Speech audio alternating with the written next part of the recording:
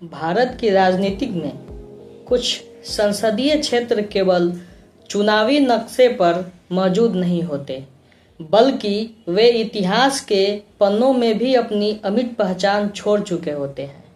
बिहार की पूर्वी चंपारण लोकसभा सीट ऐसी ही एक ऐतिहासिक भूमि है। यही वह धरती है जहां वर्ष 1917 में महात्मा गांधी ने चंपारण सत्याग्रह का नेतृत्व किया। एक ऐसा आंदोलन जिसने भारत के स्वतंत्रता संग्राम में जन भागीदारी की नई शुरुआत की। आज यही धरती लोकतंत्र के सबसे बड़े उत्सव लोकसभा चुनाव की भी महत्वपूर्ण साक्षी है। नमस्कार, मैं शशि सम्राट। आज के इस विशेष वीडियो में हम जानेंगे पूर्वी चंपारण लोकसभा सीट का इतिहास, उसका राजनीतिक विकास, परिसीमन के बाद हुए बदलाव, चुनावी सफर, प्रमुख नेता, अहम मुद्दे और वह कारण जिनकी वजह से यह सीट बिहार ही नहीं पूरे देश की चर्चित लोकसभा सीटों में शामिल है। पूर्वी चंपारण का इतिहास केवल चुनावी राजनीतिक तक सीमित नहीं है। यह भारतीय स्वतंत्रता आंदोलन की सबसे महत्वपूर्ण घटनाओं में से एक का केंद्र रहा है। 20वीं सदी की शुरुआत में चंपारण के किसान अंग्रेज नीलहों की जबरन नील की खेती और शोषण से त्रस्त थे। किसानों की पीड़ा ने देश भर का ध्यान अपनी ओर खींचा।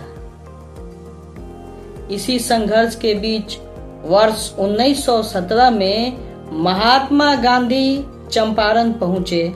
उन्होंने किसानों की समस्याओं को सुना, गांव-गांव जाकर तथ्य जुटाए और अहिंसक सत्याग्रह का नेतृत्व किया।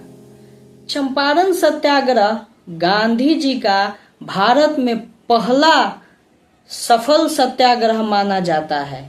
इस आंदोलन ने यह साबित कर दिया कि अहिंसा और सत्य के मार्ग पर चलकर भी अन्याय के विरुद्ध निर्णायक लड़ाई लड़ी जा सकती है। यही कारण है कि पूर्वी चंपारण केवल बिहार का एक जिला नहीं, बल्कि भारतीय लोकतंत्र और स्वतंत्रता आंदोलन की एक ऐतिहासिक विरासत है। वर्ष 2008 में परिसीमन आयोग की सिफारिशों के बाद संसदीय क्षेत्रों की सीमाओं का पुनर्गठन किया गया। इसी प्रक्रिया में मोतिहारी लोकसभा सीट का नाम बदलकर पूर्वी चंपारण कर दिया गया। वर्ष 2009 का लोकसभा चुनाव इस नए नाम के साथ पहला चुनाव था। इस संसदीय क्षेत्र में वर्तमान में 6 विधानसभा क्षेत्र शामिल है: हरसिद्धि, गोविंदगंज, केसरिया, कल्याणपुर, पिपरा और मोतिहारी।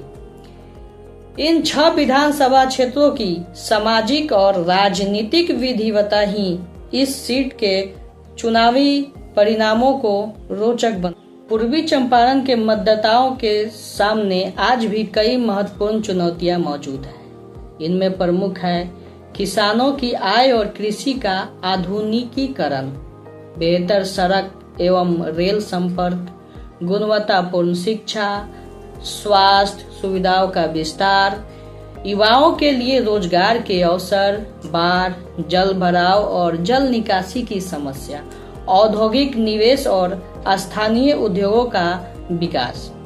हर चुनाव में राजनीतिक दल इन मुद्दों पर अपने वादे और योजनाएं सामने रखते हैं, जबकि मतदाता अपने अनुभव और अपेक्षाओं के आधार पर फैसला करते हैं। पूर्वी चंपारण केवल एक लोकसभा सीट नहीं है, यह वह भूमि है जहां इतिहास और लोकतंत्र एक साथ दिखाई देते हैं।